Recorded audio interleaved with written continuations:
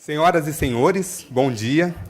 Bem-vindos à 4ª edição do Fórum Nacional de Auditoria, um evento promovido por uma parceria entre o Instituto Rui Barbosa, o Tribunal de Contas do Município do Rio de Janeiro e o Tribunal de Contas do Estado do Rio de Janeiro, e que conta com o apoio institucional da Abracom, da Atricom e do Tribunal de Contas do Estado do Paraná. O fórum, que aqui se inicia, visa capacitar, em seus trabalhos de fiscalização, os servidores dos tribunais de contas de todo o país, principalmente na utilização das normas brasileiras de auditoria do setor público. Nesta 4ª edição do Fórum Nacional de Auditoria, o foco será trabalhar a auditoria operacional, por meio da apresentação de 2 normas brasileiras de auditoria do setor público. A norma 100, que é Princípios Fundamentais de Auditoria do Setor Público, e a norma 300, que é Princípios Fundamentais de Auditorias Operacionais. As normas em questão estão alinhadas com as normas internacionais emitidas pelas entidades, como a Organização Internacional das Entidades Fiscalizadoras Superiores, com adaptações necessárias para convergir com o marco normativo brasileiro.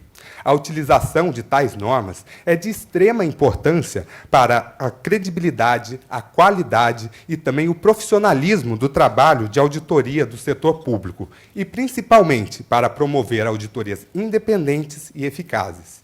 Nós sabemos que o tema em questão é rico, então esperamos que esses 2 dias sejam de muito debate e troca de conhecimento.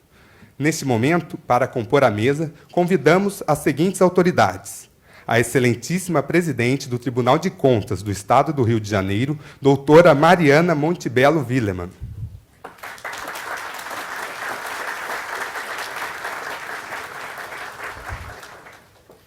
O excelentíssimo conselheiro do Tribunal de Contas do Estado do Paraná e presidente do Instituto Rui Barbosa, doutor Ivan Leles Bonilha.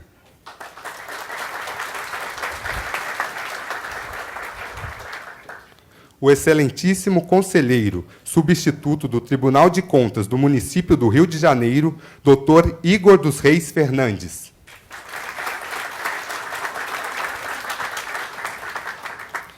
O excelentíssimo conselheiro do Tribunal de Contas do Estado da Bahia e vice-presidente de auditoria do Instituto Rui Barbosa, Dr. Inaldo da Paixão Santos Araújo.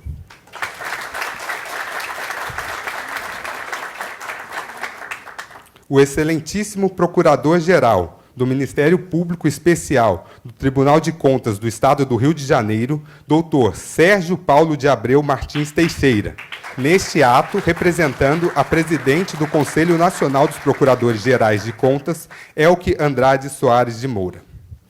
O excelentíssimo Procurador Especial do Tribunal de Contas do Município do Rio de Janeiro e diretor adjunto da Associação Nacional do Ministério Público de Contas, doutor José Américo da Costa Júnior, neste ato representando o presidente da Associação Nacional do Ministério Público de Contas, Stephenson Oliveira Victor.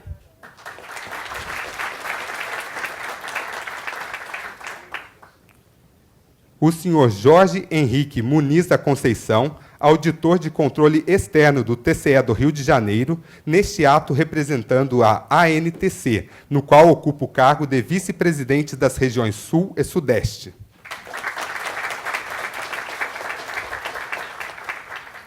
Neste momento, pedimos aos presentes que fiquem de pé para a execução do hino nacional brasileiro.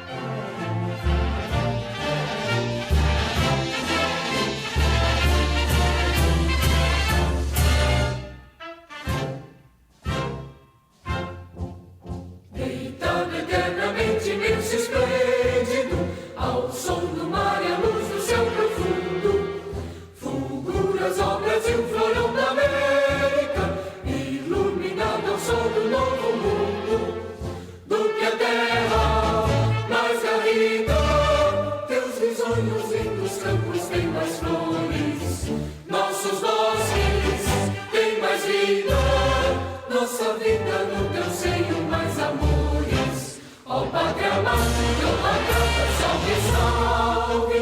Brasil de amor eterno seja símbolo, pular para o que os tempos estrelado. E digam verde louro dessa flâmula, paz no futuro e glória no passado. Mas ergues a justiça, clava forte, verás que o filho teu não foge à luta. Entre ninguém de amor a própria morte, terra adorada. Entre outras vilas do Brasil, uma pátria amada, dos filhos desse sol nas mãos, gentil, pátria amada, Brasil.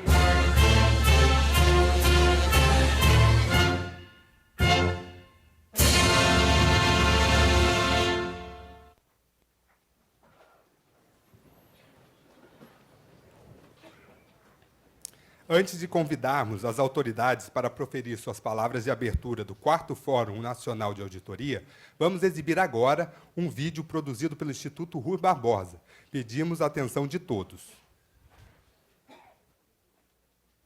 Do conhecimento dos Tribunais de Contas. Rui Barbosa, patrono dos Tribunais de Contas, costumava afirmar: nenhuma instituição é mais relevante para o movimento regular do mecanismo administrativo e político de um povo do que a lei orçamentária. Mas em nenhuma também há maior facilidade aos mais graves e perigosos abusos. A Constituição Federal reservou aos Tribunais de Contas abrangentes atribuições na fiscalização da administração pública, impondo-lhes um apuramento técnico atualizado e multidisciplinar. E estes órgãos se orientam para avaliar os aspectos operacionais da gestão, assumindo o papel de aferidores da eficiência, para o qual são vocacionados e no qual se distinguem das demais instituições. Os Tribunais de Contas contam com um dos corpos técnicos mais qualificados da administração pública brasileira. Como integrar e difundir o conhecimento acumulado e as boas práticas desenvolvidas pelos Tribunais de Contas do país? Como converter esse capital humano em resultados para o cidadão? As dimensões continentais do país, a grande quantidade de entidades jurisdicionadas e o advento da rede mundial de computadores impulsionaram o desenvolvimento de sistemas que fizeram dos Tribunais de Contas importantes repositórios de informações sobre a gestão pública. Como integrar essa massa de informação, transformando-a em conhecimento e em ação? Como concretizar os mandamentos da Constituição Federal, que criou um sistema de controle dos mais bem desenhados existentes? O Instituto Rui Barbosa, a Casa do Conhecimento dos Tribunais de Contas, é uma associação civil, sem fins lucrativos, de caráter nacional, fundada em 1973 pelos Tribunais de Contas do Brasil, cujo foco é aprimorar as atividades exercidas pelo Sistema de Controle Externo brasileiro. Formado por uma diretoria e um conselho fiscal, eleitos em Assembleia Geral pelos presidentes dos Tribunais de Contas. Sua administração está estruturada por presidência, 5 vice-presidências, 2 secretarias e tesouraria. E conta para as atividades operacionais com os comitês técnicos, cuja finalidade é coordenar, supervisionar e executar atividades técnicas de caráter geral, e com as comissões criadas de acordo com a necessidade de desenvolver trabalhos pontuais e estudos específicos. O IRB desenvolve estudos e pesquisas sobre métodos e procedimentos de fiscalização, criando e aperfeiçoando indicadores de gestão, acompanha a tramitação de legislação e a jurisprudência e integra e mantém bases de dados sobre a gestão pública do país. Articula as ações entre os Tribunais de Contas e a academia e difunde boas práticas e ações inovadoras. Promove a formação continuada, mantém intercâmbio com especialistas e celebra convênios, acordos de cooperação técnica e ajustes com instituições nacionais e estrangeiras. Promove e incentiva a realização de congressos, seminários, fóruns, conferências, encontros técnicos. Publica obras e trabalhos técnicos. Certifica, elabora, aprova, recomenda a adoção e apoia a implementação de normas de auditoria. Instituto Rui Barbosa, integrando ações e promovendo a produção e a difusão de conhecimento para o aperfeiçoamento do controle externo brasileiro, em busca da construção de um Estado focado na entrega de serviço público de qualidade e de uma sociedade capaz de influenciar o próprio destino, apta a exercer efetivamente o controle social. Instituto Rui Barbosa, a Casa do Conhecimento dos Tribunais de Contas. Convidamos neste momento a excelentíssima presidente do Tribunal de Contas do Estado do Rio de Janeiro, doutora Mariana Montebello Willemann, para fazer as suas palavras de abertura.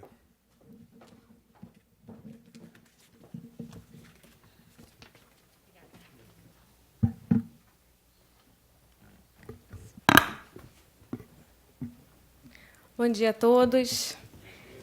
É uma enorme satisfação recebê-los. Peço desculpas por termos atrasado um pouquinho o início dessa abertura, o início do evento, mas, de toda forma, estávamos esperando algumas pessoas ainda chegarem dos seus estados. Esse, como os senhores sabem, é um fórum que reúne representantes de tribunais de contas de todo o país, de maneira que, em decorrência dessa situação, nós tivemos um pouco de liberalidade em relação ao tempo, então eu peço desculpas pelo atraso quanto ao início dessa abertura e quanto ao início, efetivamente, dos trabalhos.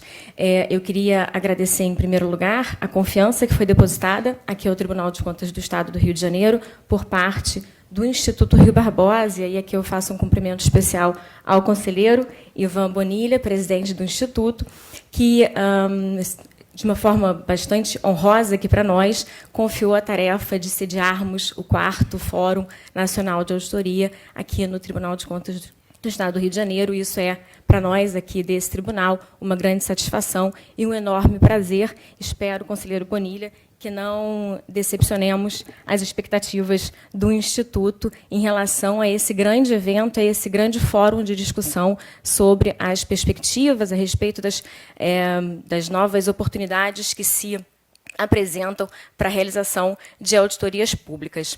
Também queria fazer aqui um agradecimento e dirigir uma palavra especial ao conselheiro Igor, que é conselheiro que está representando neste evento de abertura o Tribunal de Contas do município do Rio de Janeiro, que foi um parceiro com o Tribunal de Contas do Estado na realização desse 4º Fórum de Auditoria. Então, aqui eu faço um agradecimento especial também e presto a minha homenagem ao Tribunal de Contas do município do Rio, que, juntamente aqui com o TCE, ficou à frente da organização, da realização do evento nesta oportunidade. Senhores e senhoras, é uma grande honra, um grande prazer sediarmos esse fórum, esse 4º fórum, a 4ª edição do Fórum Nacional de Auditoria. Em especial, eu vislumbro aqui, identifico aqui uma atenção, ou um prazer ainda mais especial, e aí do ponto de vista pessoal, tendo em vista o eixo temático que vai ser abordado nessa edição, né? Essa edição ela é voltada para análise de casos e para um aperfeiçoamento, para um aprimoramento a respeito das auditorias operacionais.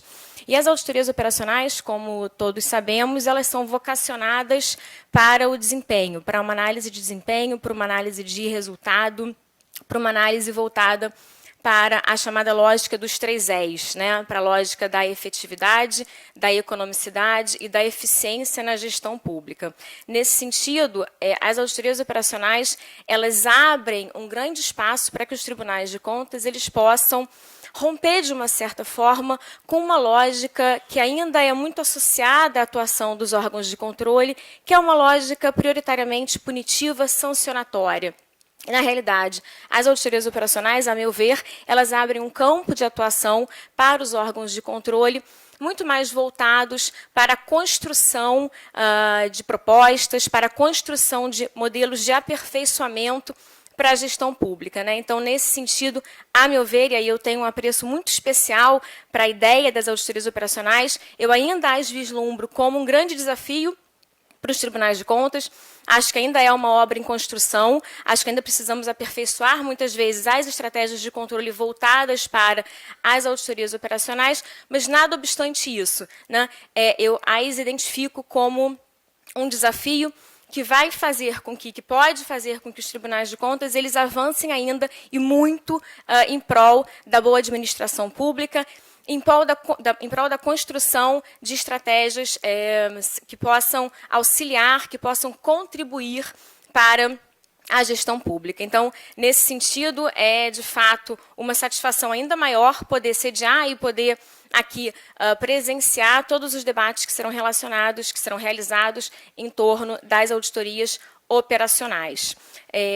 Vislumbro realmente como sendo um campo de desenvolvimento muito propício para as potencialidades dos tribunais de contas, nessa linha mais construtiva, nessa linha mais dialógica para com a administração pública. E esse, a meu ver, embora, obviamente, né, uma intervenção eventualmente sancionatória e punitiva se faça necessária em algumas situações, não há dúvida nenhuma de que é muito mais agradável e que resulta numa satisfação muito maior quando o tribunal, na sua intervenção por intermédio de uma auditoria, pode contribuir efetivamente para o aprimoramento e para uma melhor gestão pública, uma gestão pública mais eficiente, mais econômica e mais efetiva, né? Atendendo aí à chamada lógica dos 3 Es. Então, essas eram as minhas palavras iniciais, realmente aqui demonstrando um apreço muito grande por essa linha de atuação dos órgãos de controle e desejando, de uma maneira muito sincera, que esse evento possa contribuir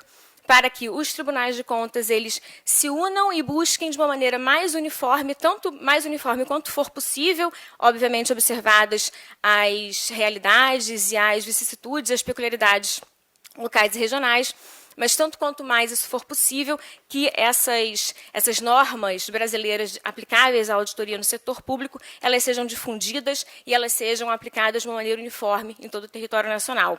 Eu acredito que esse que é o escopo do trabalho realizado pelo Instituto Rui Barbosa, que vem realizando esse trabalho de difusão, esse trabalho de divulgação do conhecimento e de capacitação de servidores que atuam nessa área de maneira absolutamente brilhante, com uma excelência reconhecida por todos que atuam nessa área. Aqui eu faço um destaque especial e agradeço a presença do conselheiro Sebastião Elvésio, que durante muito tempo ficou à frente do Instituto Rui Barbosa e que, obviamente, deu início, foi pioneiro no sentido de trazer a excelência do trabalho realizado por esse instituto para todo o sistema Tribunais de Contas. Então, aqui, conselheiro Sebastião Elvésio, faço um agradecimento especial em relação à sua presença, que muito honra aqui o Tribunal de Contas do Estado. Essas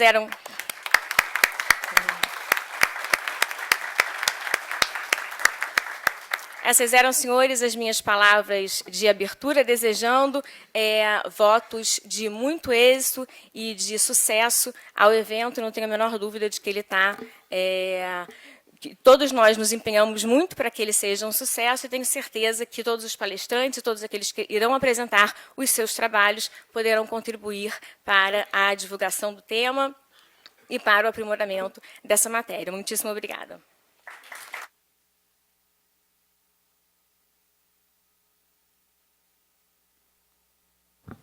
Convidamos agora o excelentíssimo conselheiro do Tribunal de Contas do Estado do Paraná e presidente do Instituto Rui Barbosa, doutor Ivan Leles Bonilha, a proferir suas palavras de abertura.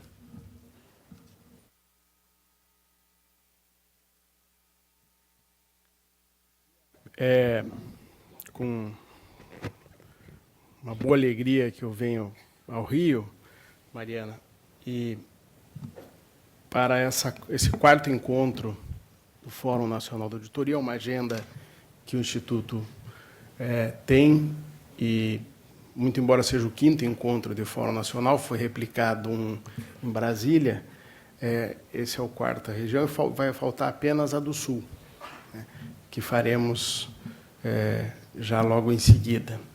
Mas o que eu posso falar depois da introdução feita pelo chefe de cerimônia, do vídeo estrelado pela Carol Pedroso, do Tribunal de Contas do Paraná, e da Mariana, que dissecou tudo, sobraram só ossos em cima da mesa. Bom, enfim, Mariana, você foi absolutamente cirúrgica, né? O que se espera hoje dos tribunais é que eles sejam aferidores irretorquíveis do desempenho da gestão pública.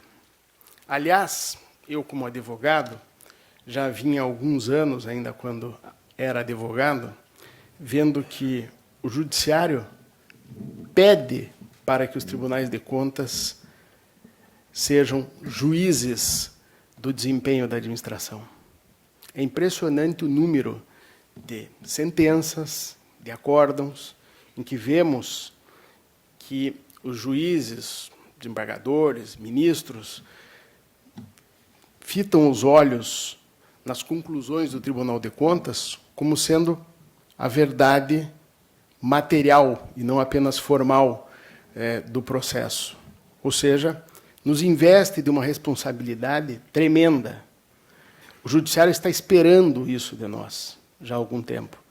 Então, na medida em que nós temos essa tremenda responsabilidade, nada mais interessante, nada mais responsável do que fazermos encontros onde iremos dissecar as normas de auditoria, iremos nos acoplar às normas internacionais de auditoria, dando credibilidade, dando uma chancela oficial aos nossos trabalhos e tornando os tribunais de contas o aferidor oficial do desempenho da administração pública. Então, isso me parece que é o motivo principal, Sebastião Elvésio, que nos torna, nós conversamos muito sobre isso, né? O Elvésio, como bem disse a Mariana, iniciou todo esse foco, né, em nos estarmos conjuntos com outros organismos. Então, eu diria que esse é o grande desafio. É o grande desafio, é um desafio gostoso, né, um desafio bom, porque nós vamos nos tornar, já somos e nos tornaremos imprescindíveis na análise da gestão. Então, isso vai muito de encontro ao nosso espírito hoje, né? Você que nos ajudou, inclusive, a ter o domínio dos TCs, né? O Hinaldo, que é vice-presidente, assim como o Elvésio, que foi presidente, hoje é vice-presidente do Instituto Rui Barbosa, e do Thiers, que é um grande incentivador e um grande apoiador e um grande um grande crítico, no bom sentido, dos tribunais e é sempre incentivador dessas boas ações. Que tenhamos aqui dias muito produtivos. Obrigado.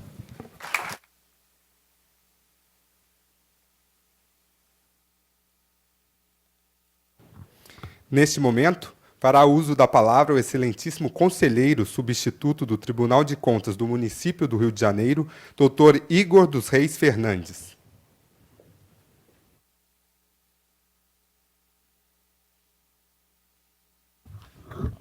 Olá, bom dia.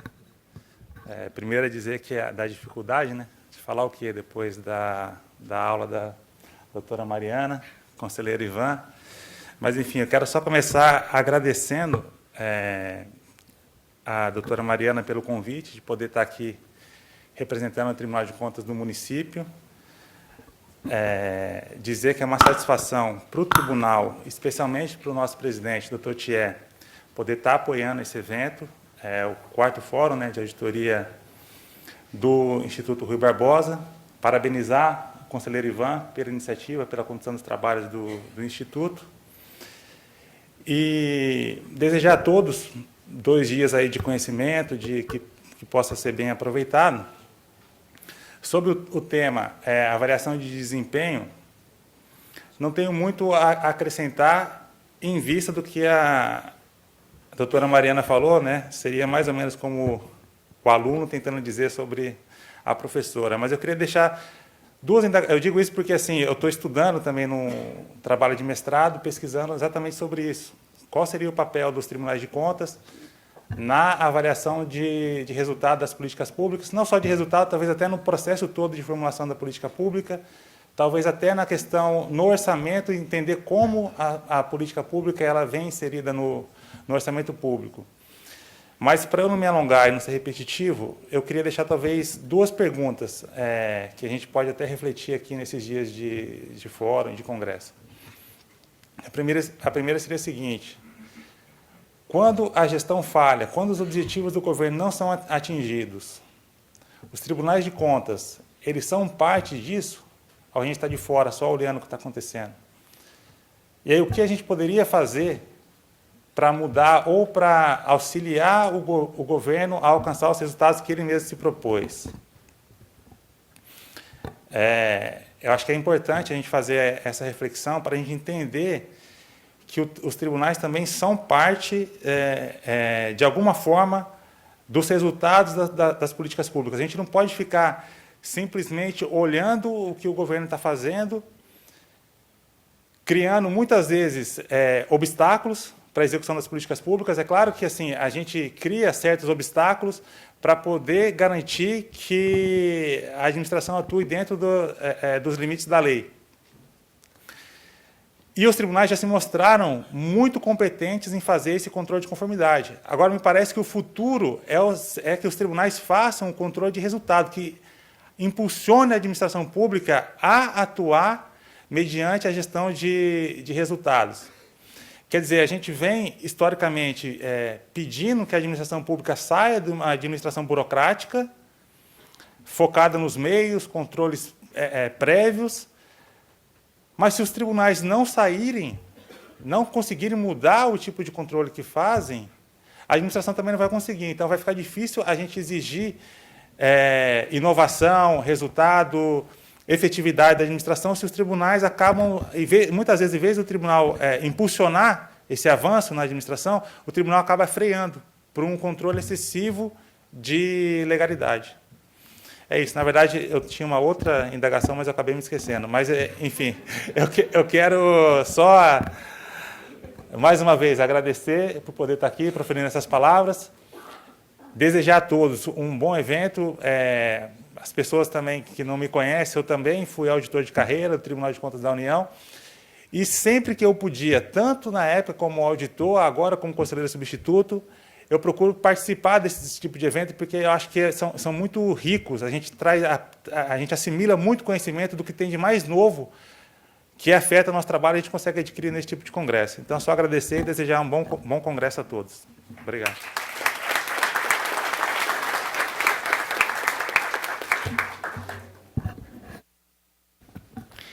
Neste momento, o excelentíssimo conselheiro Ivan Leles Bonilha fará a entrega da publicação das normas brasileiras de auditoria do setor público aos componentes da mesa.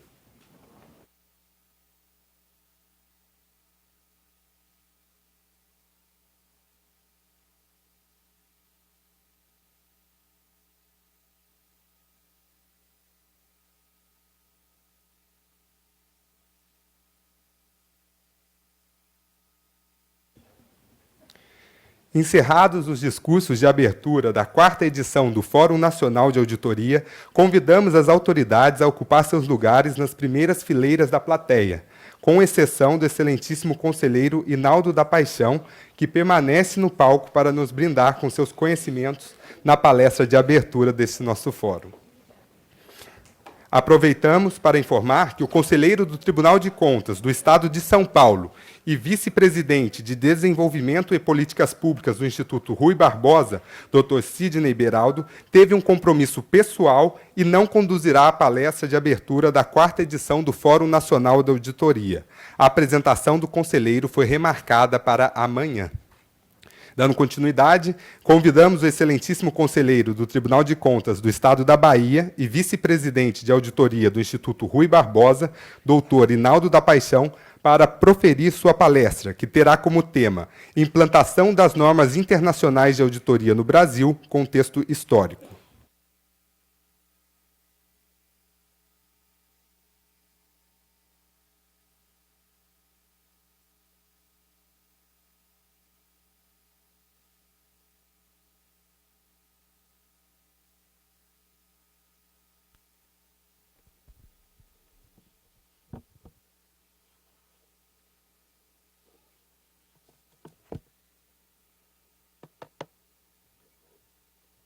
Bom dia a todos.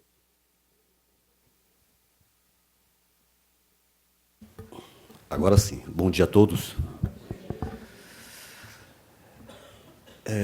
Eu estava até me preparando para saudar os componentes que eu aprendi em Goiânia, que é espaço de honra.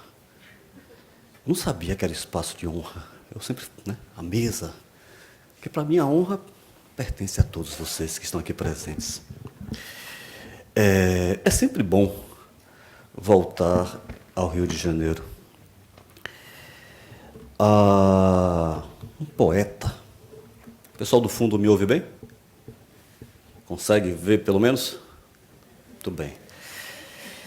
É sempre bom voltar ao Rio de Janeiro porque tem um poeta, um dos maiores poetas do cancionário brasileiro, compositor baiano, Gilberto Gil, que entre todos foi quem mais, de forma assim fiel, retratou o Rio de Janeiro. Gilberto Gil, naquela música Aquele Abraço, onde ele enaltece Chacrinha, onde ele enaltece até o Flamengo. Mas ele enaltece o povo da favela, porque o povo desse país está nas favelas, nas filas. Mas ele, deixa eu voltar para cá. Mas ele começa a sua canção dizendo uma frase que é ímpar desta cidade. O Rio de Janeiro continua lindo. E todas as vezes que aqui eu aporto, eu vejo quanto Gilberto Passos Gil Moreira tinha razão. Vocês, cariocas, moram numa cidade que não é agraciada. Ela, de fato, é abençoada por Deus. Parabéns, portanto, a vocês, cariocas.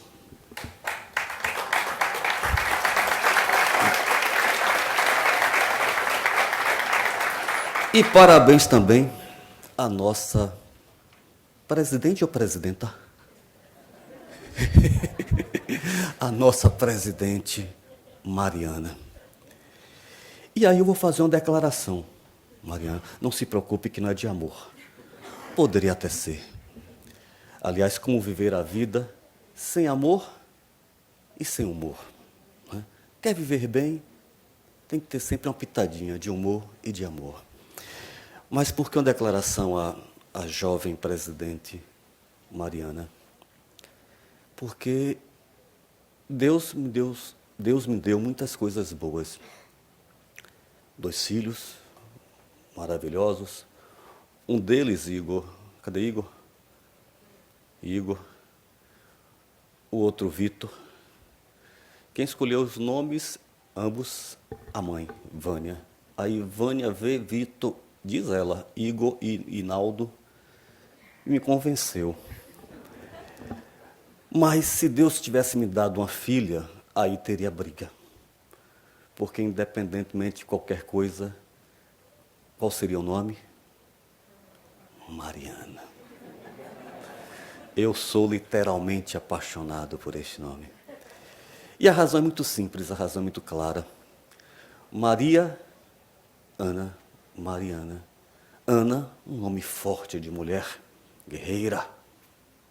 Maria, rainha.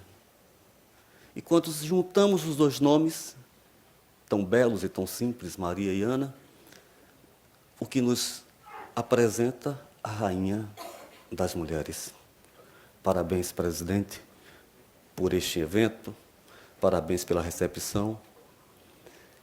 E lhe desejo, como diz a canção, sorte, porque sei que a sua tarefa é hercúlea. Então, minha cara amiga, eu lhe desejo sorte. Uma saudação também toda especial ao nosso presidente, conselheiro Ivan Bonilha, que tem conduzido o IRB com a mestria e a maestria dos bons navegantes. Eu costumo dizer sempre essa frase, e até uma canção também. Na tormenta, leva o barco devagar. Faça como um velho marinheiro que durante a tormenta leva o barco devagar. Parabéns, meu presidente Ivan. Vossa Excelência tem conduzido o IRB devagar, firme e forte, rumo ao bom porto. E as demais autoridades, vou aproveitar para saudá-las, enaltecendo a figura de um ícone no sistema de tribunais de contas, que nos últimos 4 anos anteriores à gestão do conselheiro Ivan, conduziu com muita sabedoria, com muita elegância, o nosso instituto, que é o conselheiro Sebastião Elvésio. Tive eu a oportunidade e a graça de participar recentemente em um evento em Varsóvia, onde, em vez primeira, um brasileiro fez uma apresentação em inglês para um evento envolvendo os órgãos de controle na Europa. E eu confesso que eu fiquei muito assim, sabe, não é impressionado, mas ansioso para ver a fala, para ver e ouvir a fala do conselheiro Sebastião. E naquele momento, após a fala das auditorias do Tribunal de Contas de Minas, lá naquele país, em uma plateia multicultural, multilinguística, várias línguas, o conselheiro Sebastião Elvésio me fez ter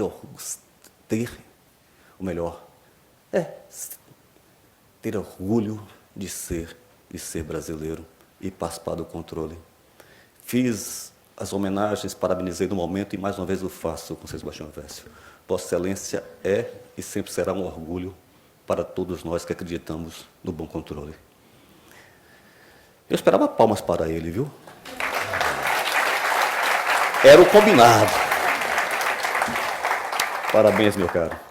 E aos servidores todos aqui presentes, aos auditores, eu vou fazer uma saudação especial. Não vejo minha ex-aluna Simone, está por aqui não, né? Não, Sabrina, isso, cadê? Ah, está lá no fundo, está uma das últimas. As últimas serão sempre as primeiras. Bom vê-la, Sabrina. Em homenagem às presentes aqui, às pessoas presentes, Sabrina, um abraço forte. Mas queria homenagear os auditores na figura de uma revista que está aqui, que se chama Achados de Auditoria, está em seu número 8, e é uma publicação da FENASTC, da CEAP, enfim. Mas o grande mentor dessa revista é o nosso colega, doutor Amaury. Está aí presente, doutor Amaury? O pessoal quer ver essa coisa bonita, é claro. E por que eu gosto muito aqui desta revista? Porque, de fato, fala tão somente de auditoria, fala de controle. E veja que todos os palestrantes que aqui me antecederam, eles falaram de auditoria operacional, falaram de políticas públicas, e ao pegar a revista número 8, aqui por uma mera coincidência, Democracia e Políticas Públicas, impacto social da auditoria. E aí me vem uma expressão muito peculiar, né? O velho for money. Quanto custa, de fato, o trabalho que a gente realiza e qual é o resultado que a gente quer dos nossos tribunais de contas, doutor Igor? Precisamos, sim, aferir o impacto social da auditoria, mas também precisamos dizer à sociedade quanto custa efetivamente as nossas ações. A reforma da Previdência, que está aí, que é uma... Cada dia eu me assusto. Eu vou evitar viajar com o Zé Raimundo, porque todas as vezes que eu viajo com o Zé Raimundo, ele me vem com uma pegadinha. Você já viu isso na reforma da Previdência? E ontem eu fiquei sem dormir porque ele me apresentou mais uma pegadinha da Previdência. Natural. Se nós olharmos as contas públicas do Brasil nos últimos 20 anos, 3 gastos: pessoal, previdência e dívida. Pessoal, previdência e dívida. Como a curva de Laffer nos diz que eu não posso ampliar infinitamente os impostos, eu tenho que mexer nas despesas. E ao mexer nas despesas, pessoal, previdência e dívida. Bem, enfim. Análise porque as políticas públicas variam mesmo nas democracias E, por fim, mas não por último, independência da função de auditoria. E quando a gente vai falar de normas, nós vamos falar justamente dessa questão da independência. Porque se a gente resumir tanto o nível 10, o nível 2, que é o livro que está aqui em minhas mãos, como o nível 1, vamos verificar que a essência do controle passa necessariamente pela independência. Mas o nosso objetivo aqui hoje, eu espero que eu consiga passar aqui. Eu tenho que apontar para onde, Marcos? Para cá? Aponto para você ou você que passa? Já passou aqui? Já está ali. O que eu estou vendo para cá, mas tem que olhar para lá. É coisa de baiano, né? E está aqui na minha frente, rapaz. Meu Deus do céu. Quando falam que é baiano, eu fico chateado. Mas eu sou baiano com muito orgulho, sou baiano da gema, sou baiano do bom, e como disse Caetano, eu transo toda sem perder o tom, não é verdade? Verdade. Rapaz, o negócio aqui na minha frente eu não tinha visto. Estava mexendo aqui, olhando para lá e não saía do de lá. Perdão, viu? Mas de qualquer maneira, vamos lá. Agora não foi? Sim, agora sim. Essa é a nossa proposta de trabalho, em mais ou menos 40 minutos, não mais do que isso. Tentarei agilizar o máximo que eu puder, mas eu preciso falar um pouco da história. Porque o Brasil é o que é porque não se preocupa com sua história. Quando comemoramos a independência do Brasil, eventos como esse também é cultura. Qual é a data? Não ouvi. Mais alto. Errado. Não é 7 de setembro. É 2 de julho. Se olharmos a história do Brasil, vamos verificar que as coisas no Brasil acontecem sempre depois. E na Bahia é um pouquinho depois. Dizem que foi 7 de setembro, mas somente quase um ano depois que os portugueses foram expulsos do Brasil por Maria Filipa, por exemplo. Poderia citar vários outros exemplos. Joana Angélica, Maria Quitéria. Mas vou me limitar tão somente a Maria Filipa, escrava, negra, e que das ilhas de Itaparica, do arquipélago, ela expulsou com cansanção. Sabe o que é cansanção? Os portugueses que ali tentavam aportar. E é uma das heroínas da independência da Bahia, que só se deu em 2 de julho. E por que eu falo isso? Porque isso é história. E se a gente não conhece a história, a gente não valoriza o presente. E se a gente não valoriza o presente, a gente não projeta um futuro aonde todos precisamos e desejamos chegar. Amanhã na Bahia, 2 de julho, é feriado. O Estado enforcou, né? Dizia Raimundo. Vamos acabar com esses enforcamentos no Estado, viu? O país precisa de trabalho. Mas hoje na Bahia é feriado desde sábado, né? Sábado, domingo, segunda e terça. E o pior que antes teve São João, que foi segunda-feira 24, então já ficou 22, 23, 24, e que já quase emenda com os 2 de julho, pois bem. Mas o fato é que nós estamos aqui hoje porque acreditamos. Nós estamos aqui hoje porque nós temos um sonho.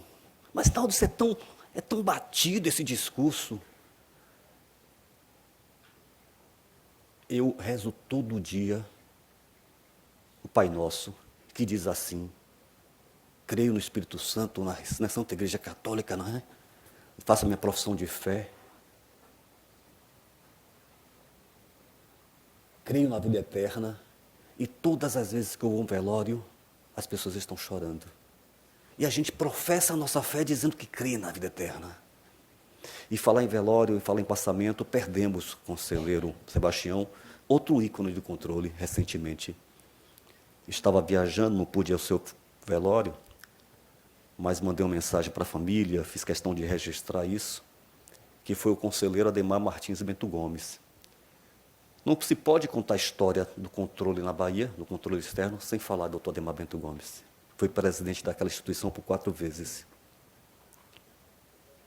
Um homem visionário, antes do seu tempo, e que sempre acreditou que os tribunais só iriam avançar se abrissem as portas para o mundo e para a capacitação.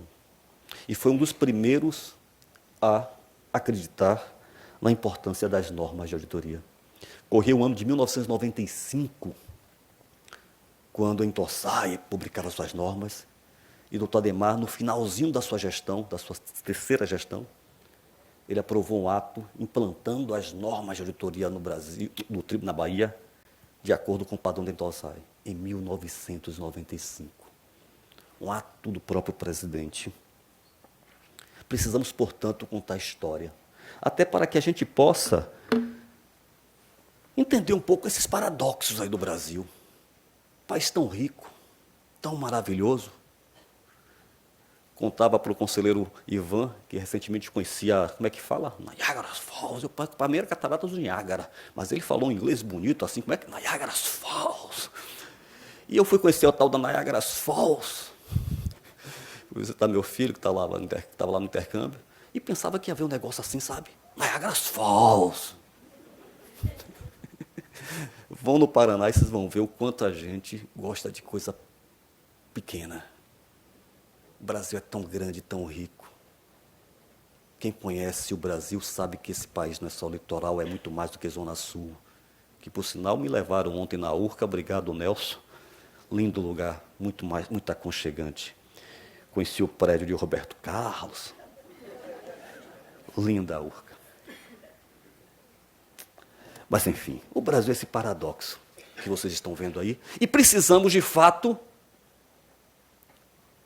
entender essa situação e propor resultados. Alguma forma. E como é que a gente propõe, como é que a gente quer melhorar e evitar esses paradoxos? Carga tributária elevadíssima, péssimos serviços públicos. Eu não sei como andam as estradas no Rio de Janeiro. Como andam as estradas no Rio de Janeiro? Na Bahia não anda não, elas ficam paradas, viu? Quem anda somos nós pelas estradas, mas de qualquer maneira, na Bahia as estradas também estão péssimas. Elas não andam, mas estão péssimas. Literalmente péssimas. Um trajeto que você faria em mais ou menos 6 horas, para voltar das festas juninas, você demora quase 14 horas, porque todos os caminhos convergem em uma só, que é a 324, pedagiada e que não comporta. Enfim, os episódios de corrupção que estão todos aí, e aí eu acho interessante que esses empresários, não, eu não posso, eu tenho que renegociar o contrato, eu tenho que repactuar o contrato, porque está tendo prejuízo. Sim, mas se está tendo prejuízo, o que é que você quer continuar? E querem continuar. São os casos dos pedágios. Precisamos, Raimundo, ver aquela questão da linha verde. Precisamos, enfim, mais transparência e mais controle. Eu vejo muitas propostas de reformas previdenciária, tributária, judiciária, enfim, várias propostas. Precisamos desse país é mais transparência e mais controle. E eu só consigo efetivamente mais transparência e mais controle se eu melhorar as formas de apresentar os números. Certa feita, Igor, gostei muito do seu nome, viu, Igor? Não sei porquê. Mas você imagina, né? O fato é que eu fiz mestrado, e quando eu fiz mestrado, eu falava a necessidade de mais transparência sobre as contas públicas. Já tem mais ou menos uns 10 anos isso, ou um pouco mais, não mais de 10 anos. E já discutia que, para um município de pequeno porte, observar os requisitos da 4.320 da LRF, esses municípios têm que publicar relatórios que é mais ou menos neste volume. É por grama mesmo que a gente pesa os relatórios. Centenas e centenas de folhas. Será que isso é ser transparente? Será que seguir esses modelos, esses padrões, isso é ser transparente? Não sei, deixo a reflexão dos senhores. Mas precisamos, sim, de uma nova contabilidade para a melhor transparência. Precisamos, sim, de uma nova forma de fazer controle. Precisamos, sim, doutora Mariana, de uma nova auditoria pública. E para esta nova contabilidade, essa nova forma de se fazer contabilidade, mais transparente, mais fiel aos padrões internacionais, o Conselho Federal de Contabilidade, se eu entender o porquê da minha propaganda, no meu merchandising para o Conselho, trabalhou nas normas de contabilidade pública. E isto lá nos longínquos anos de 2000 2007. Na verdade, começamos em 2004. Por que 2004? Quando o Conselho criou 2 grupos, um para reformar a Lei 4.320 e outro para editar normas de contabilidade pública. Porque até 2004 o Conselho nunca se pensou em contabilidade pública. Não se pensava em contabilidade pública. Só que um grupo trabalhou aqui, outro grupo trabalhou lá e não se comunicaram, e ao final de 2 anos as coisas entraram em choque e o trabalho morreu.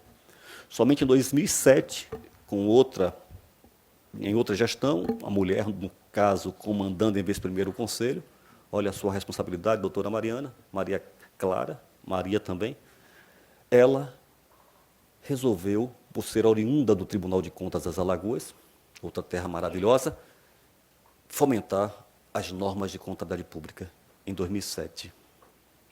E hoje nós ainda estamos no processo de implementação dessas normas que, visando melhor controle e mais transparência, trouxe essas inovações. Princípio de competência, bens de uso comuns, registros, redução do valor recuperável, reavaliação dos ativos. Pois bem, a contabilidade patrimonial firme e forte. E isto caminha a passos largos.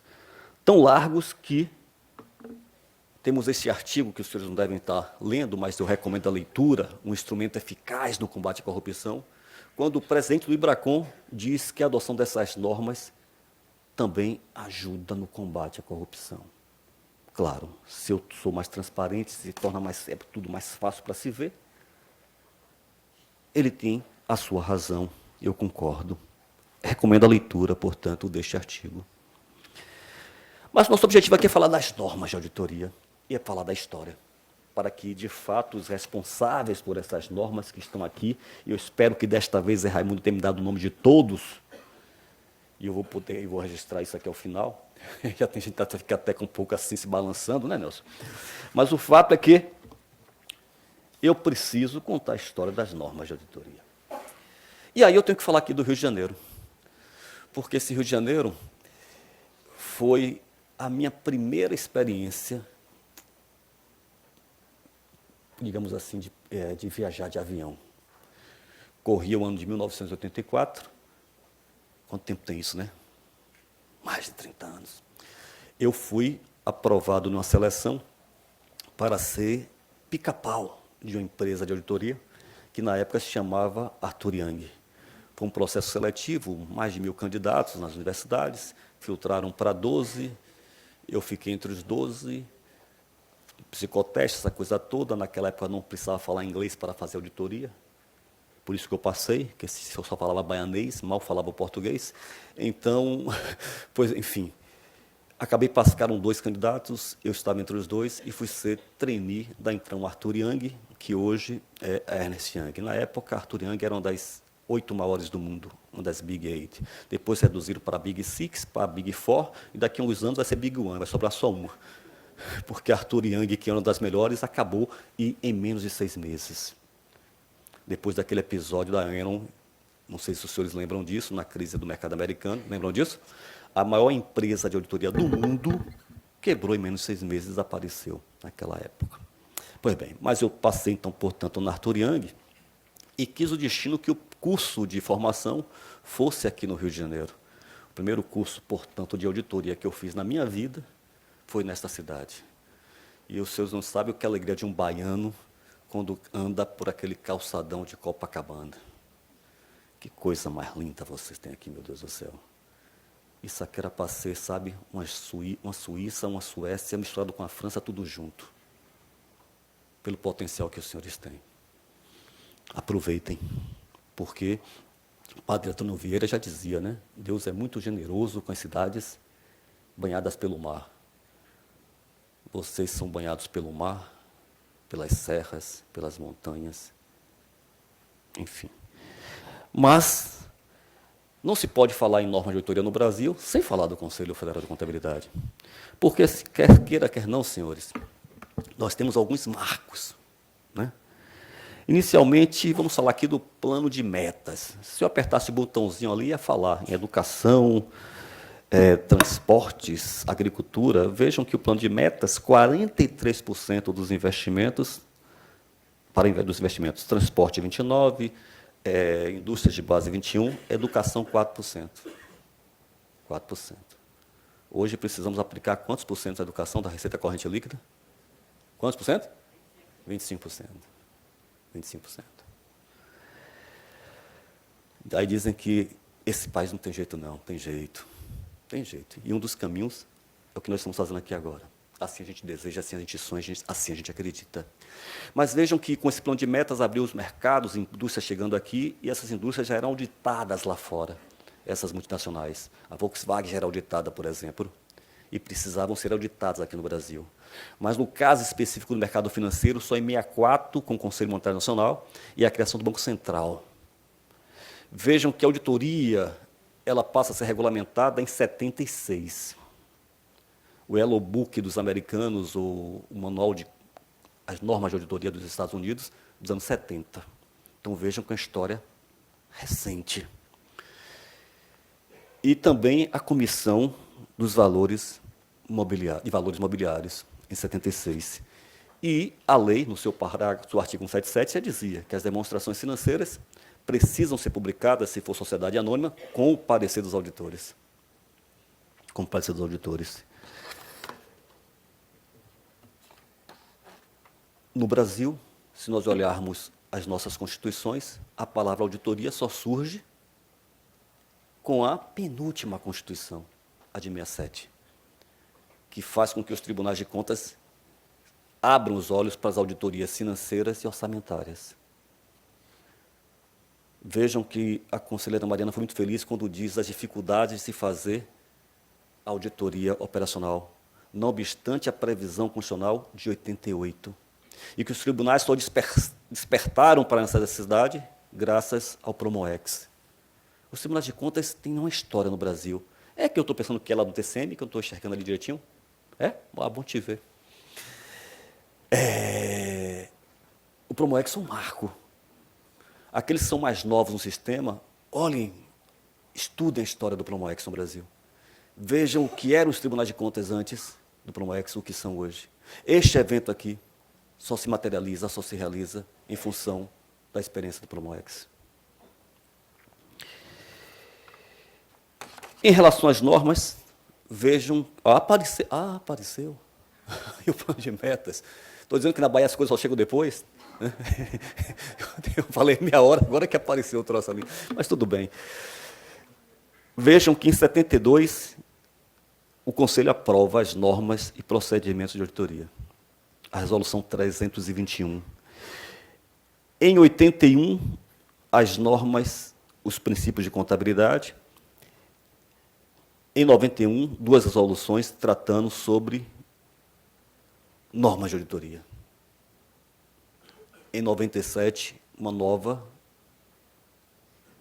conjunto de normas, a 820 e 821. Vejam a história. Eu sou do tempo que você tinha dois grupos de normas, normas relativas à pessoa do auditor e normas relativas à execução do trabalho, à realização do trabalho. Pessoa do auditor, basicamente, independência. O trabalho, planejamento, papéis de trabalho, que hoje é documentação de auditoria, e parecer, que hoje é relatório. E as coisas funcionavam. Hoje, nós temos essa pleiade de normas. E o nome é porreta, Auditoria Independente de Informação Contábil Histórica. Auditoria financeira, auditoria contábil. Mas não digam isso para os meus amigos contadores, que eles me matam. E aí? Opa, vou conseguir de novo. Você vai me ajudar. Aperta ali, por favor, no primeiro NBCTA. Isso, com o mouse. Clica aí, por gentileza. Aí os senhores têm todas as normas, não vou passar aqui, claro, todas as normas de auditoria que estão em vigor para a auditoria das demonstrações contábeis no setor privado. E todas elas com base nas normas publicadas pela IFAC. Essas normas estão em vigor. São 38 normas somente para tratar de auditoria financeira. No nosso caso, Nelson, nós fazemos auditoria pela Constituição, né? Fiscalização orçamentária, financeira, patrimonial, contábil e operacional, mas nos padrões da Intosai, auditoria financeira, auditoria operacional e auditoria de conformidade. Então, nós teríamos que regulamentar as três modalidades de auditoria. Enfim, por favor, meu querido, como é o seu nome? Mas é o anjo ou não? Quase. Vamos lá, Gabriel. Pode voltar para a tela anterior, por gentileza? Então, um escapezinho. Isso. É que eu já vou daqui. Não precisa, não vou mostrar as outras. Não vou mostrar as outras. Porque são várias páginas aqui, e cada norma falando de uma coisa específica. Independência, parecer, planejamento, evidência, auditoria, e por aí vai. Né? Pois bem. Mas, e os nossos tribunais de contas? E os nossos tribunais de contas? Todos aqui trabalhamos, temos um conceito. Eu adorava esse conceito que estava nas normas de auditoria governamental. Mas vejam a clareza e a pertinência desse outro conceito. De há muito tempo defendido a existência de 5 poderes na Constituição brasileira. Além do Poder Judiciário, do Legislativo e do Poder Executivo, a Constituição Federal dispôs sobre o Tribunal de Contas e o Ministério Público. O Tribunal de Contas é um dos poderes do Estado brasileiro, porque apresenta uma estrutura organizacional com sede constitucional. E os tribunais de contas estão em evidência. Lei de ficha limpa, lei de acesso à informação, o famoso Conselho dos Tribunais de Contas, as normas brasileiras de auditoria governamental. Mas, independentemente dessa discussão dos poderes, o que é o Tribunal de Contas, onde ele está, o que é que ele faz, o que é que ele deve fazer, independentemente de qualquer coisa, eu, particularmente, entendo que o Constituinte de 88 foi muito generoso com nós outros. Mais até do que o Ministério Público. Se nós olharmos as atribuições dos nossos tribunais na Constituição de 88 e fizermos uma análise histórica, nós podemos fazer muito. Não tudo, mas podemos fazer muito. E nesse muito que nós podemos fazer, precisamos fazer mais e melhor. E gastando pouco. Este é o desafio. Agora, o Ministério Público, por outro lado, com menos até poderes claramente expressos na Constituição Federal, tem esta penetração social que nas sedições de 2013, o povo foi para a rua defender o Ministério Público. Espero que um dia o povo vá para a rua defender os tribunais de contas, se preciso for. Se preciso for.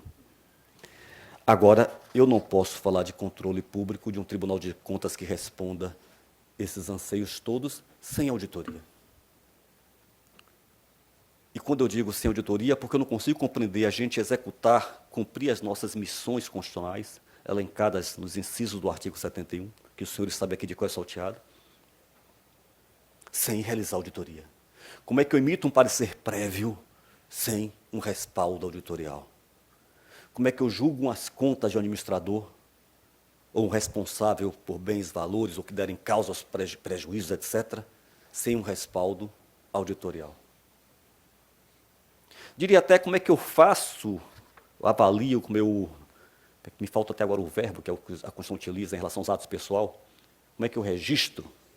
Acho até bonito, né? Registro dos atos de pessoal. Isso está lá desde a origem dos tribunais de contas na Constituição. Mas naquela época até fazia sentido, porque não tinha controle, não tinha tecnologia. Então, como é que eu registro os servidores do Estado? Quem que me garante que aquele servidor é servidor do Estado? O tribunal tinha que registrar mesmo.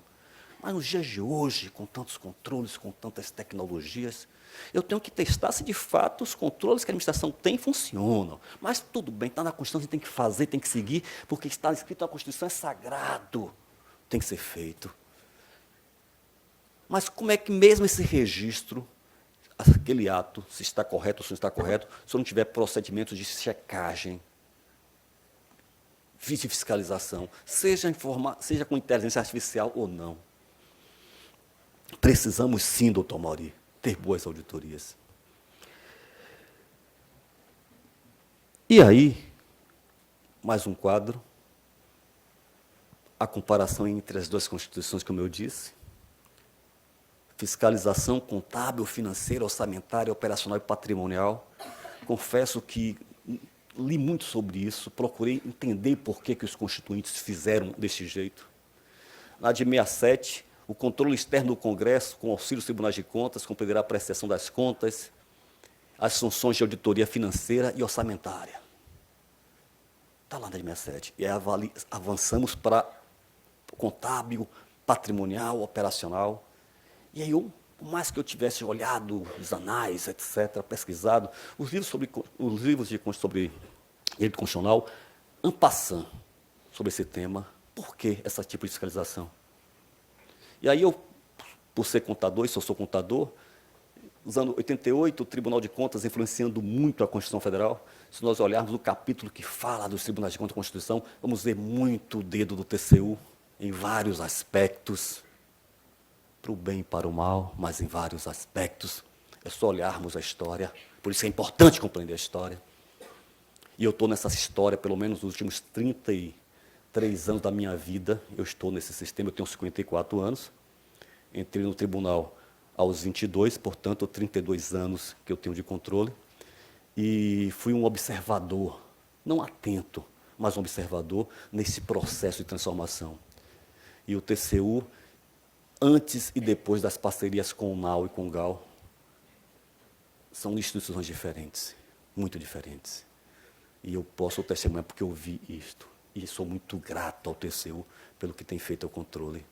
Mas aqueles aspectos lá do artigo 70, eu só associo a 4.320, não sei porquê. Os sistemas de contabilidade, sistema financeiro, patrimonial, orçamentário, lembram disso? As demonstrações dos sistemas, eu não consigo desassociar. Mas, enfim, não sei por que os constituintes escolheram essa classificação. Não sei. Mas o fato é que hoje precisamos, sim, melhorar os nossos procedimentos de controle nos 33 tribunais de contas deste Brasil. Eu estou no meu prazo. E aí eu uso uma expressão que aprendi com o nosso subpretendente Zé Raimundo, que nós precisamos repensar a forma de fazer e de divulgar as nossas auditorias. As auditorias dos tribunais não devem ser vistas como produtos isolados. Eu tenho que dizer, de fato, eu tenho que fazer, melhor dizendo, auditorias que o povo sinta a importância do nosso trabalho. E vejam vocês que, tempos passados, o governo britânico, o DFID, gratuitamente, recursos sem contraprestação, capacitou o TCU e 2 tribunais de contas brasileiros, Bahia e Pernambuco, para realizar auditorias com vistas à redução da desigualdade, à redução da pobreza, que está lá na Constituição, como princípio fundamental dessa nossa República. Eu preciso, portanto, ter auditorias cujo resultado deve agregar valor ao conjunto dos serviços disponibilizados ao cidadão. Eu preciso de auditoria, Mauri, que meça de fato esse impacto social. Mas como fazer, doutora Mariana, essa auditoria dos novos tempos? Uma auditoria que, de fato, o conselheiro Sebastião atenda o que o povo quer? Se não tiver, não, mas como é que eu faço alguma coisa sem parâmetro? Aí o auditor Nelson, fomos jantar ontem, ele nos levou, foi ele que nos apresentou a URCA. Aliás, Nelson é uma inteligência ímpar, que entende de tudo. E eu, para testar, o Nelson quer aquela placa ali. Aí ele de pronto respondia. E aquele prédio a colar, ele dizia também. E onde é que termina essa? Ele dizia, conhece tudo aqui do Rio de Janeiro, Nelson. Figura ímpar. E adoro, viu, Nelson, com todo adorar baiano. Oh, coisa. Oh, tá vendo que é um dia de revelações, declarações, doutor? Mas, enfim. Aí, conselheiro Inaldo, ele me chama de conselheiro, doutor Inaldo, não sei porquê. O conselheiro está lá em cima, Nelson. Doutor, eu não fiz doutorado, então sou um mero operário da contabilidade.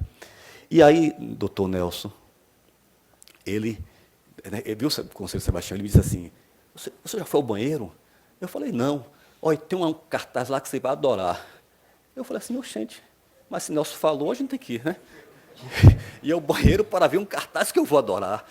E fui lá ao banheiro, e aí, de fato, tinha um manual procedimental para fazer um ato humanamente humano, digamos assim. E era um manual de normas e procedimentos. Quando eu saí, eu falei, Nelson, você tem razão.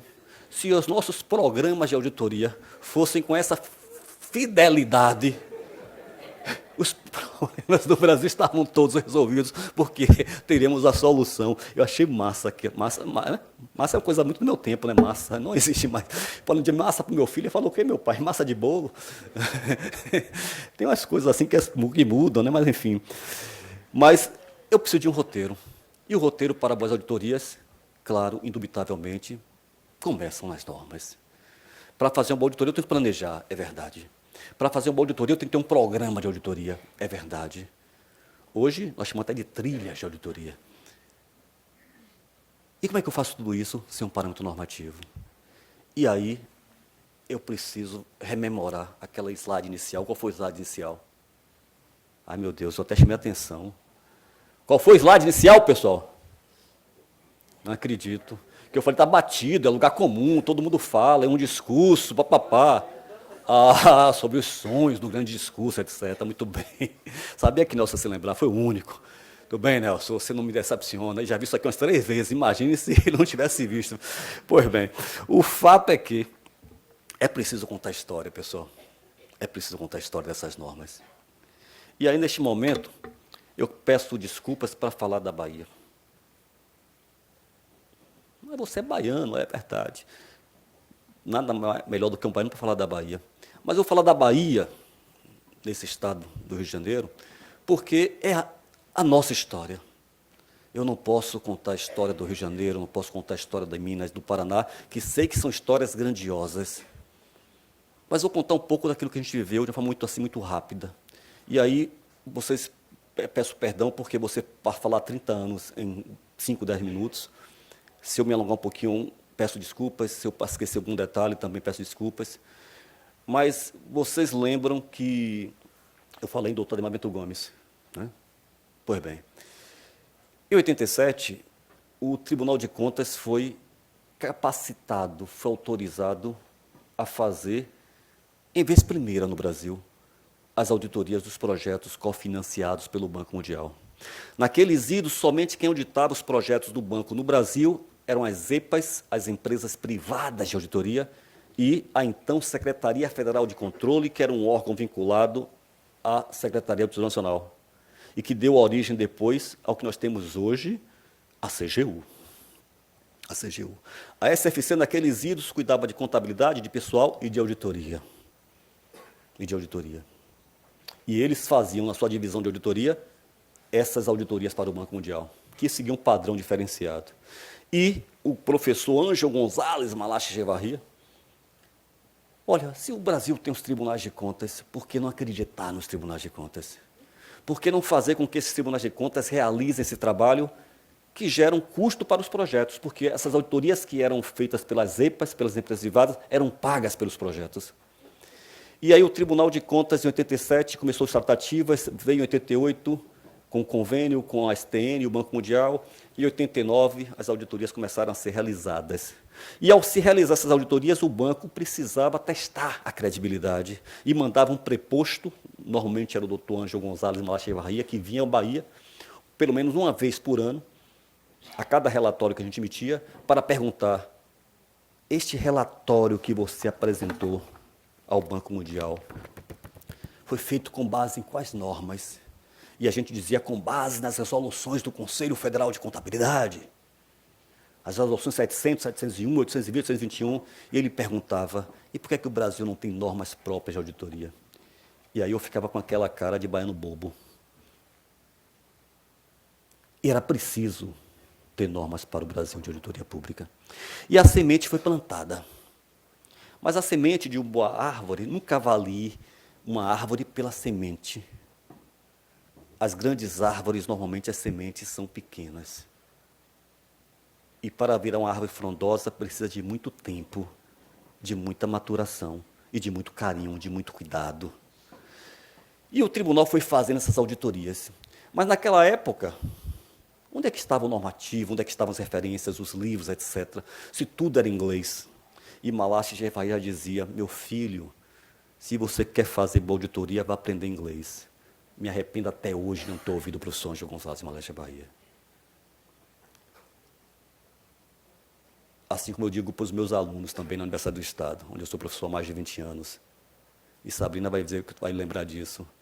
Vão aprender inglês. Faça igual Caetano Veloso. Baby, é preciso aprender inglês. Baby, baby. Lembram dessa música? I don't know, I love you. Pois bem, é preciso aprender inglês. E hoje é pior, porque além de inglês, é preciso aprender mandarim. Não tenha dúvida. Aqueles que têm filhos adolescentes, se possível, tentem inculcar. Apesar de a gente nunca conseguir inculcar nada nos filhos, porque eles fazem outras coisas, a gente pede para fazer uma coisa, eles fazem outra. Mas digam assim, pelo amor de Deus, meu filho vai aprender chinês, vai aprender mandarim.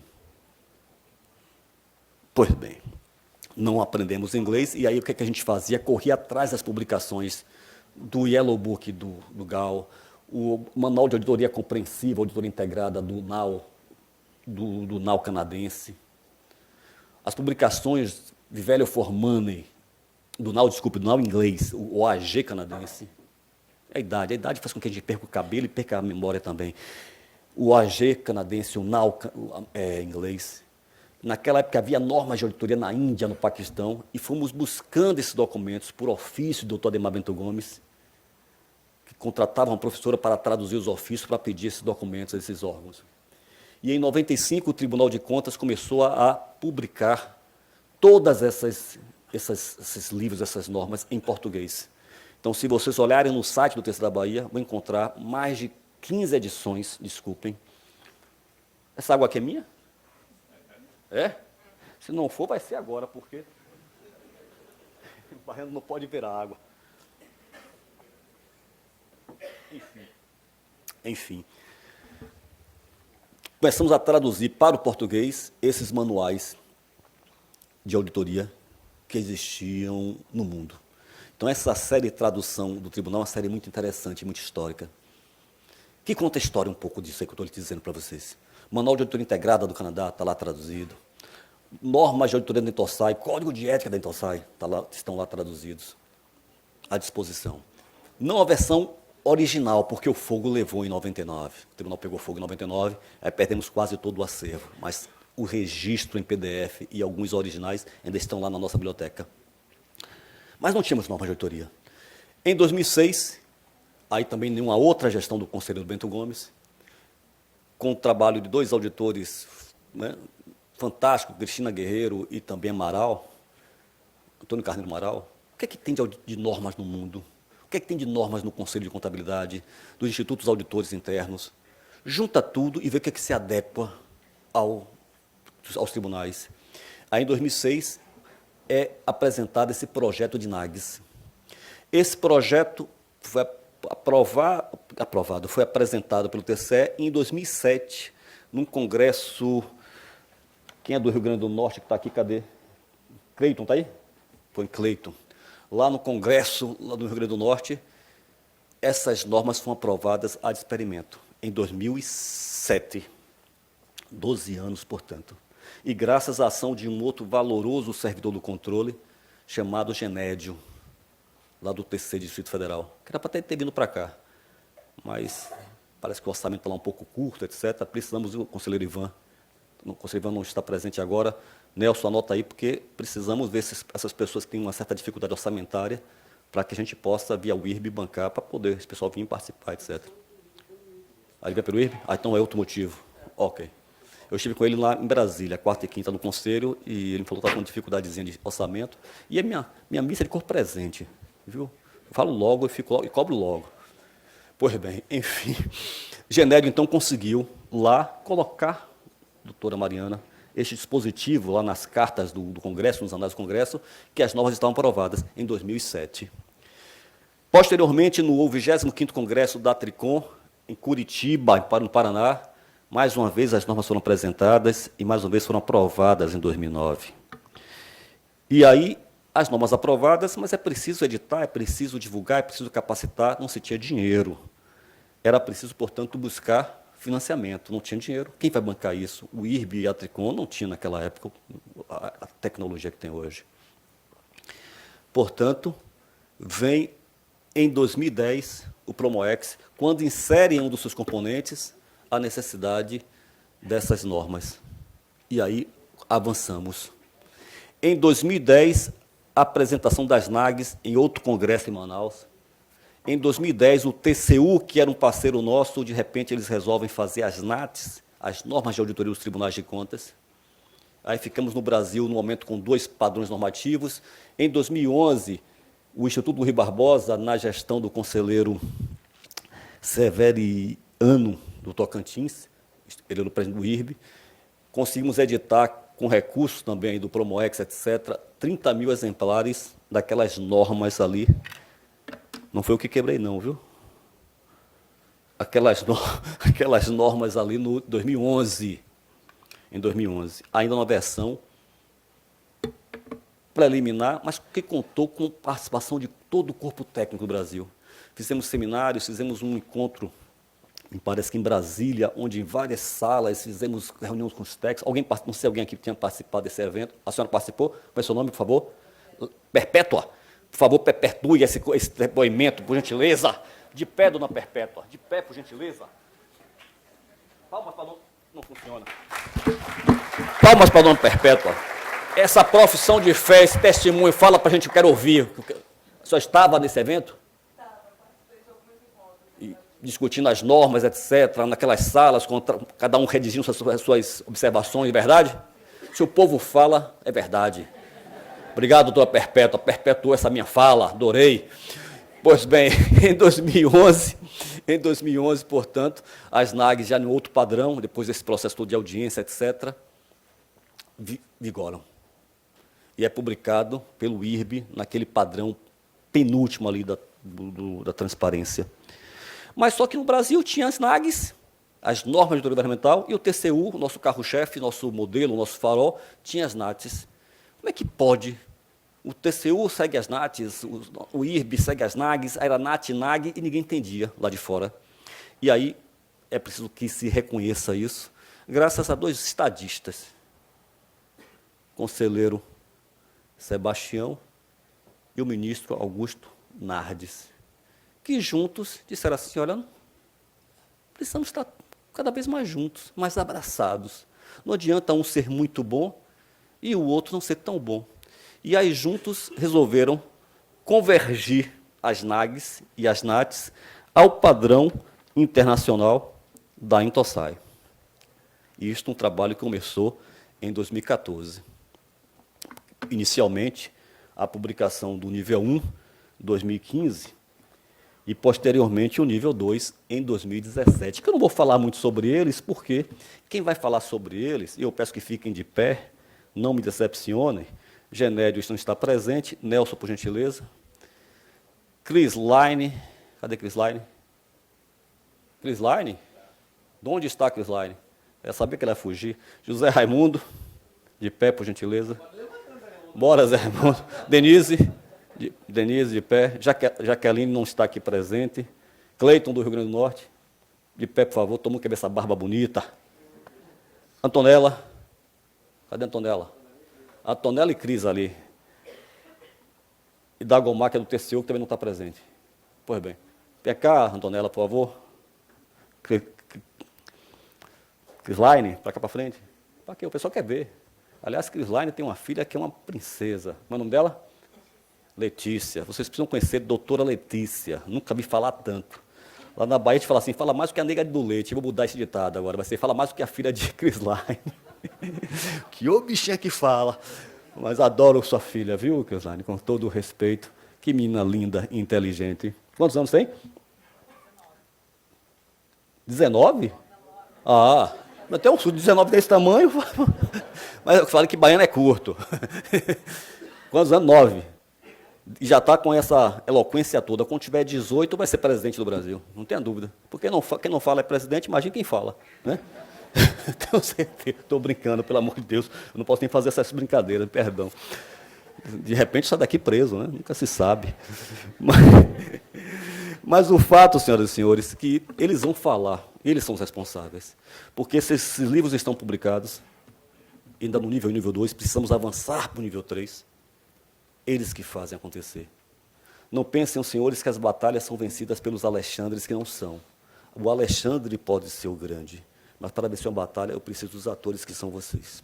Eu preciso do talento de cada um de vocês e que acreditem que esse sonho é possível.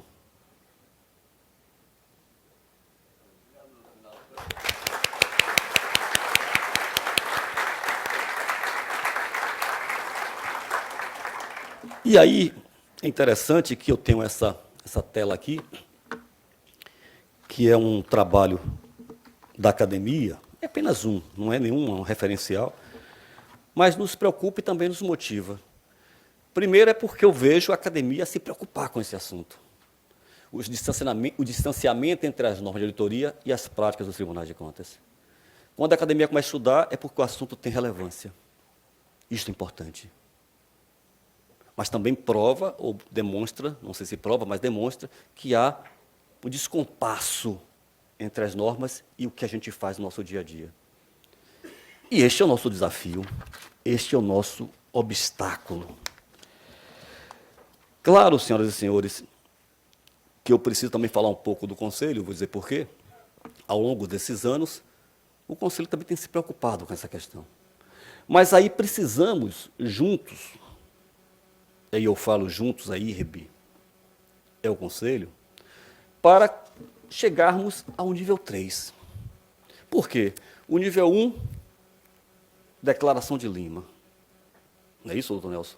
Basicamente, independência, os princípios fundamentais, código de ética, accountability, controle de qualidade, tudo aqui no nível 1. Aqui é o nível 2, mas faz de conta que é o nível 1, tá certo? Então, nível 1. O nível 2, que é este aqui, os princípios fundamentais de auditoria financeira, de auditoria de conformidade, de auditoria operacional. Um verdadeiro guia de boas práticas e de referências, e até de cobranças. Raimundo disse, não fale, não vou falar, mas estão até já nos cobrando, está na norma 39. Pois bem, verdade, está aqui.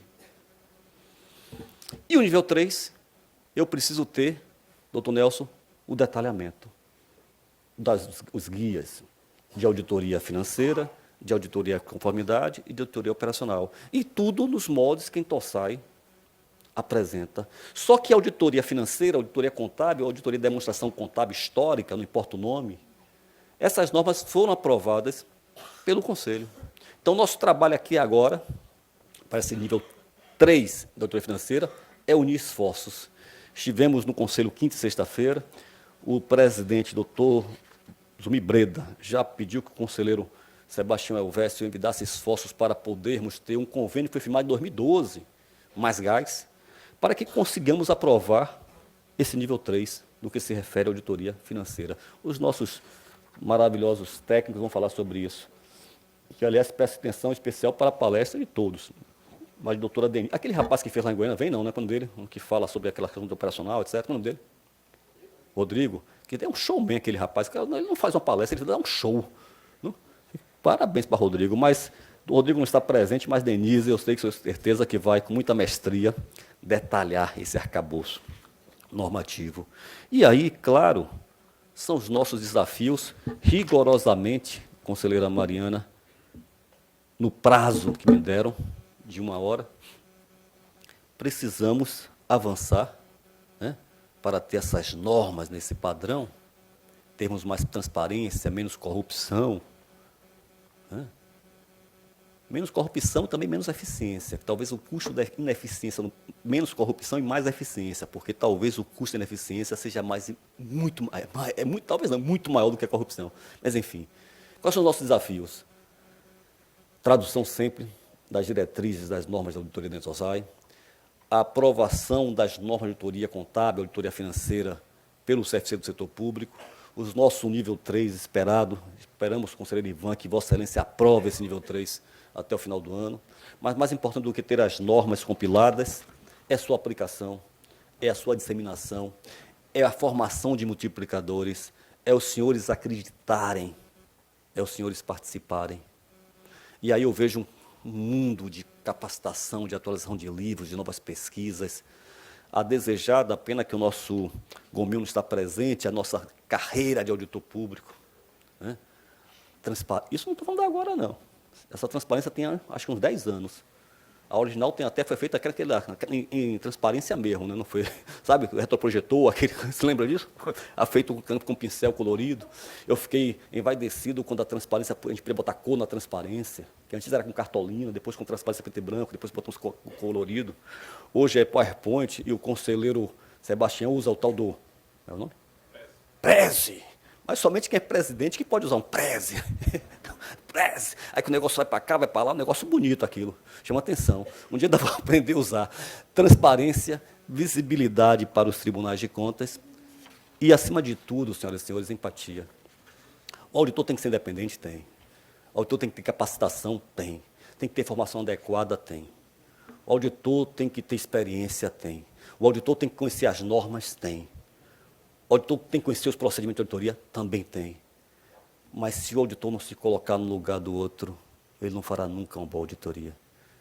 E esta palavra é fundamental.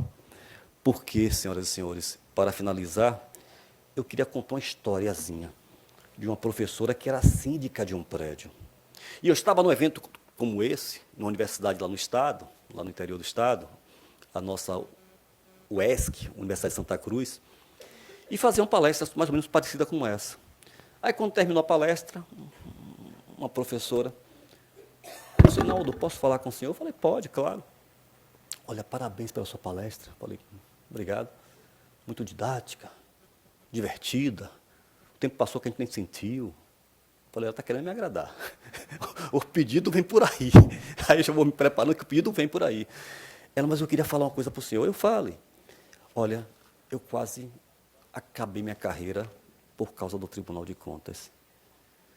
Eu sou pós-doutora, estou aqui há 10 anos na universidade, meu salário é em torno de R$9.000.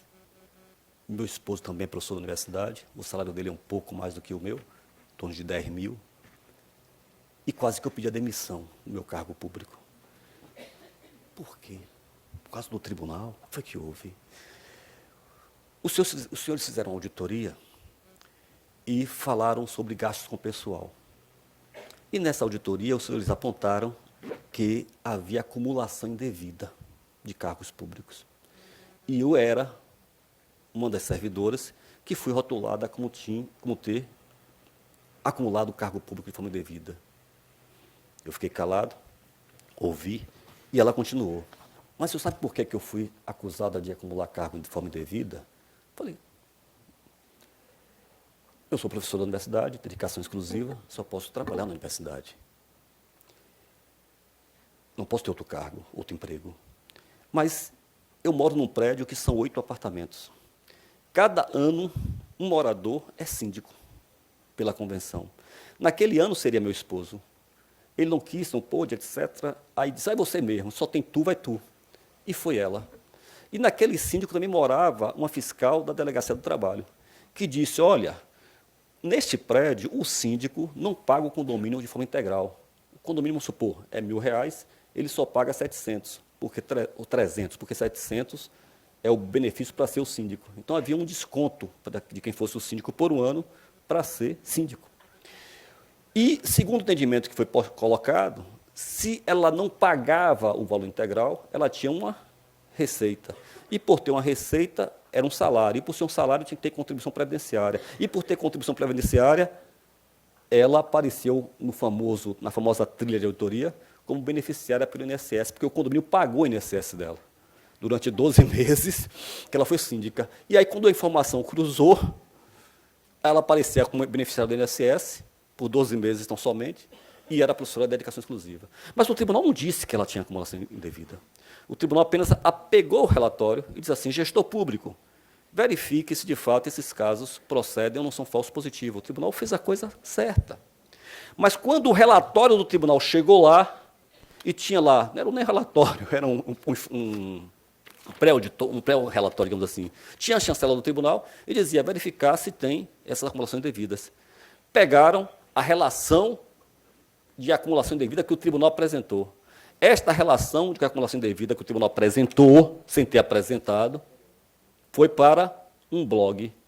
Um blog, então, colocou na internet que havia X professores na universidade com acumulação indevida. E esse blog passou para um outro blog, que passou para o terceiro blog, e em menos de 3 dias, toda a região cacaueira da Bahia sabia que essa professora era uma marginal, que ia ser exonerada. E ela, por ser católica, praticante, franciscana, não entendia. E a solução era sair do trabalho. foi convencida por um frei franciscano e pela filha a ponderar e acabou não pedindo demissão, porque, de fato, o relatório do tribunal ainda não existia. Era um informe dizendo, gestor, verifique se de fato procede. Mas tiraram o gestor, verifique se de fato procede, e disseram, o tribunal disse que tem acumulação indevida. E aí, amiga e amigos, pedra atirada não volta. Palavra dita não se apaga. Até hoje eu pago, abro aspas, o pato, por não ter dito o que disseram que eu disse. Como eu não disse o que disseram que eu disse, até hoje dizem que eu disse e aí eu sou culpado. Eu sou culpado, eu sinto isso na pele. Mas, nada obstante, eu continuo acreditando nos meus sonhos. E a presença dos senhores até agora, 1 hora, ouvindo esse baiano chato, feio, careca, que fala enrolado, que se atrapalha, mas tem uma qualidade que é falar com o coração. E quando a gente fala com o coração e não com a boca, a gente fala porque a gente acredita.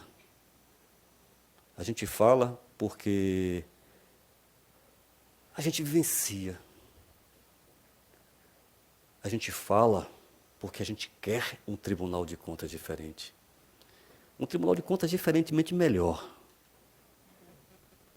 Se a gente vai conseguir, se nós não vamos conseguir, ninguém sabe. Afinal, quem sabe o dia de amanhã? Sabe um dos filmes que eu mais gosto na minha vida? Blade Runner. Pô, esse cara é meio Blade Runner. O que é Blade Runner? O Caçador de Androides. Conhece esse filme, O Caçador de Androides? Como é que é o nome original, Zé Raimundo? As Ovelhas, como é que é? As Ovelhas Eletrônicas. Pois bem. Nesse filme, Blade Runner, Harrison Ford, que era o papel principal, ele mata androides, ele mata os replicantes. E replicantes eram robôs que eram iguais a seres humanos. Tão humanos que queriam ser humanos. E a função dele era matar os replicantes que se revoltavam e que não queriam morrer, porque eles tinham um prazo de validade. E, nessa revolta, eles matavam seres humanos. Mas aí a empresa constrói um androide, um replicante, que era perfeito, que era lindo de morrer. Linda de morrer. E ele acaba se apaixonando por essa replicante, por essa androide. E, ao final, no fim do filme, eles vão andando, e aí ele fala assim, uma frase que para mim é peculiar. Quanto tempo vamos ficar juntos? Eu não sei. Mas também quem sabe? Quem sabe?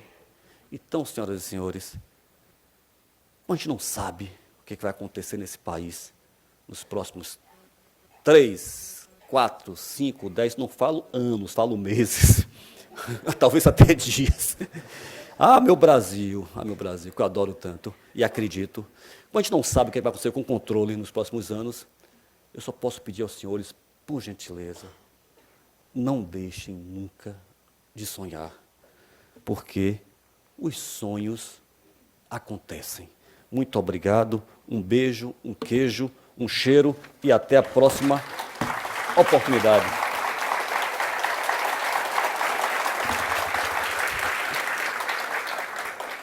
Jô Soares faz uma vez e vocês obedecem, né? Eu fiz 3. E por que eu faço assim? Bate palma. Porque o pessoal que não veio e passa lá fora não sabe o que aconteceu aqui dentro. Aí quando ouve as palmas, poxa, a gente perderam. Um beijo.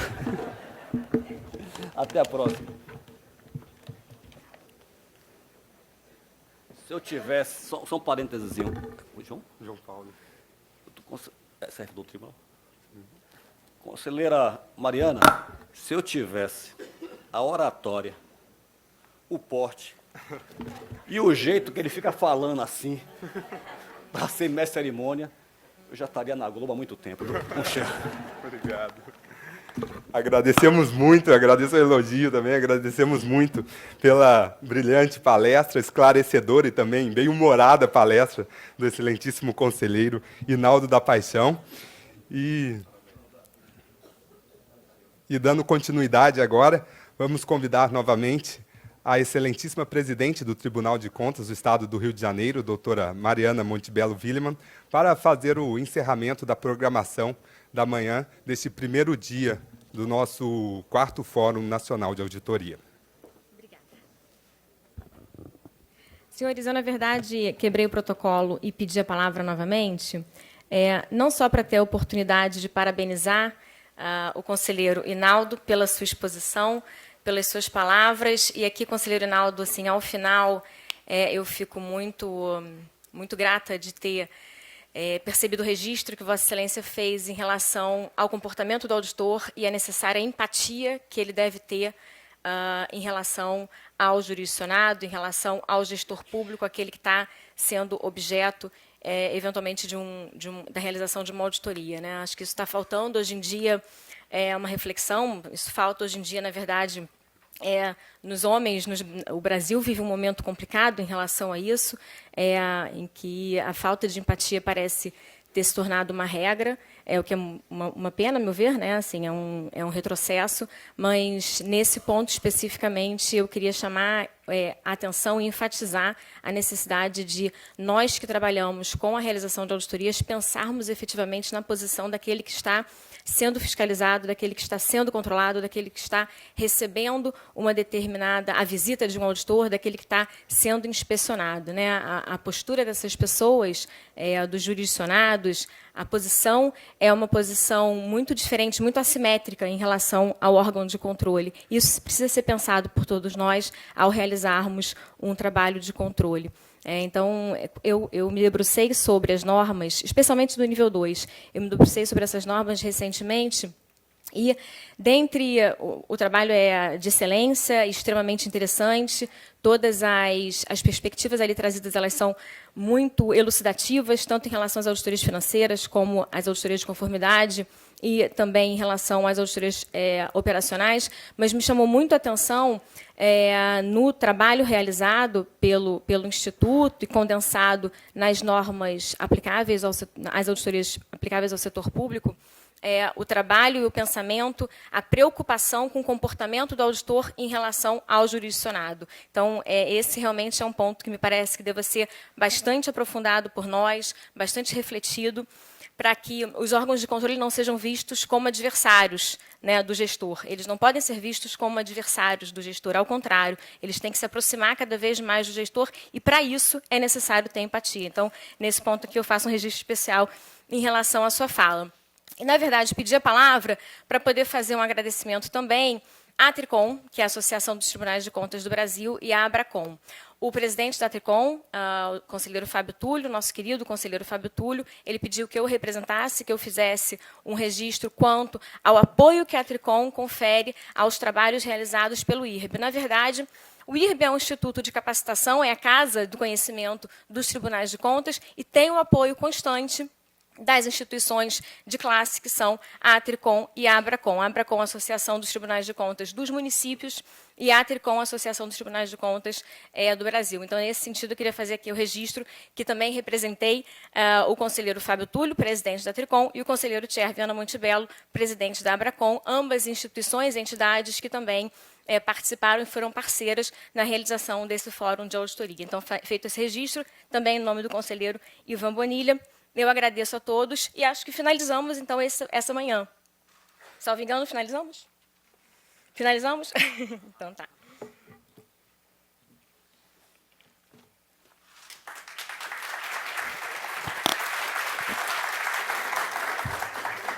Senhoras e senhores, informamos que teremos agora um intervalo para almoço. Lembramos que o restaurante da Associação dos Servidores do Tribunal de Contas do Estado do Rio de Janeiro funciona aqui dentro das dependências do TCE. Para acessá-lo, basta sair do auditório e virar à direita. Nós temos também outros restaurantes aqui no entorno do tribunal. Mais informações podem ser obtidas com a equipe da comunicação social do TCE-RJ, que se encontra aqui nas laterais. Retornaremos nossas atividades às 1h15 da tarde. Será um prazer reencontrá-los e até breve.